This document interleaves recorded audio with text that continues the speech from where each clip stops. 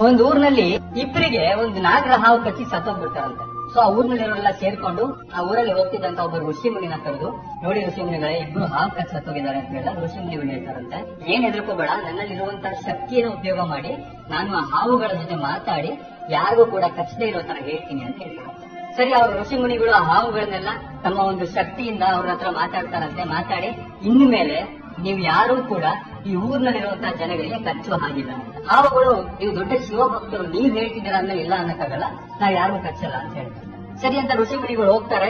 ಒಂದ್ 2 ತಿಂಗಳಾದ್ಮೇಲೆ ಅವರ ಊರಿಂದ ಹುಟ್ಟಿರ್ಬೇಕಾದ್ರೆ ಆ ಊರಲ್ಲಿರುವಂತ ಮಕ್ಕಳೆಲ್ಲ ಹಾವನ್ನ ನಮ್ಮ ಕೈಯಲ್ಲಿ ಇಟ್ಕೊಂಡು ಆಟ ಆಡ್ಕೊಂತ ಓಡಾಡ್ತಿರ್ತಾರಂತೆ. ಎಷ್ಟೋ ಜನ ಹಾವಿನ ಜೊತೆ ಚೆಲ್ಲಾಟ ಆಡ್ತಿರ್ತಾರಂತೆ. ಒಂದಷ್ಟು ಹಾವು ಗಾಯ ಆಗಿ ಬಿದ್ದಿರುತ್ತಂತೆ. ಅವಾಗ ಹಾವು ಹತ್ರ ಹೋಗಿ ಕೇಳ್ತಾರಂತೆ, ಯಾಕೆ ನಿಮ್ ಪರಿಸ್ಥಿತಿ ಹೀಗಾಗಿದೆ ಅಂತ. ಎಲ್ಲ ನಿಮ್ಮಿಂದಾನೆ ಗುರುಗಳೇ, ನೀವು ಅವ್ರು ಕಚ್ಬೇಡ ಅಂತ ಹೇಳಿದ್ರಿ, ನಮ್ಮನ್ನ ನೋಡಿದ್ರೆ ಅವರೆಲ್ಲ ತುಂಬಾ ಈಸಿಯಾಗಿ ತಗೊಂಡ್ಬಿಟ್ರು ಅಂತ.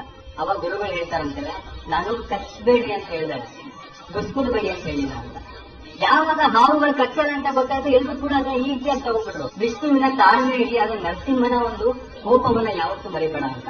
ಬಿಕಾಸ್ ನಾವು ತುಂಬಾ ಸಾಫ್ಟ್ ಆಗ್ಬಿಟ್ರೆ ನಮ್ಮನ್ನ ಫ್ರೈ ಮಾಡಿ ತಿನ್ಬಿಡ್ತಾರೆ ಒಂದು ಪ್ರಪಂಚದಲ್ಲಿ.